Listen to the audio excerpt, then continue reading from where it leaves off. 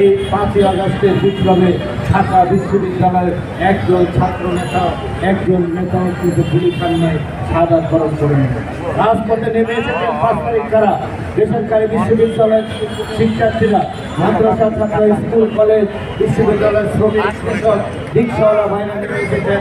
বিএনপির নেতৃত্বে, বিভিন্ন রাজনৈতিক দলের নেতৃত্বে তারা রাজপথে নেমে এসেছেন।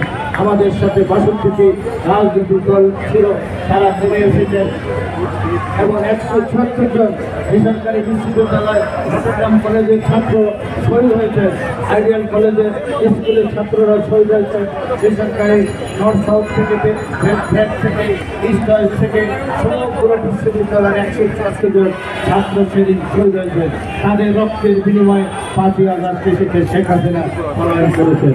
তাই আজকে যারা এই আন্দোলনের পতন নিয়ে কথাবার্তা বলতে চান, বিএনপিকে মাইনাস করে কথা বলতে চান, তাদেরকে আমরা বলতে চাই, আমরা যদি বলি আমাদের 65 লক্ষ নেতা কর্মীর বিরুদ্ধে মামলা, এই নেতারা যদি ঢাকা শহরে আসে 65 লক্ষ নেতা কর্মী, আপনার কোথায় যাবে?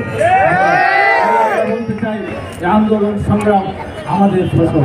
আমাদের নেতা তারেক রহমান লন্ডন থেকে, বিদেশ থেকে এই নেতৃত্ব দিয়েছে।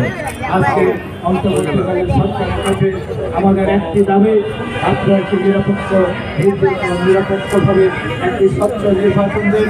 যারা এই দেশের নির্বাচনে পাস করবে তারা এই সরকার গঠন করবে। এবং আমাদের প্রিয় নেতা তারেক রহমান এখানে সুস্পষ্টভাবে বলেছেন, বিএনপি যদি 200-250 সিটও পায়, বিএনপি এককভাবে ক্ষমতায় যাবে না। যারা এই আন্দোলনে ছিলেন এই সমস্ত রাজনৈতিক দলকে নিয়ে জাতীয় সরকার গঠন করবেন, দেশকে সংস্কার করবেন, রাষ্ট্র মেরামত করবেন।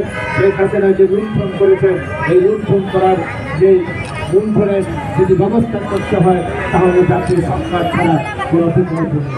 এই কারণেই আমরা বলেছি, আমাদের প্রিয় নেতা যা বলেছেন, যে কথা দিয়েছেন, আমরা 31 দফা 2 বছর আগে জাতির সামনে উপস্থাপন করেছি রাষ্ট্র মেরামত বা রাষ্ট্র সংস্কারে।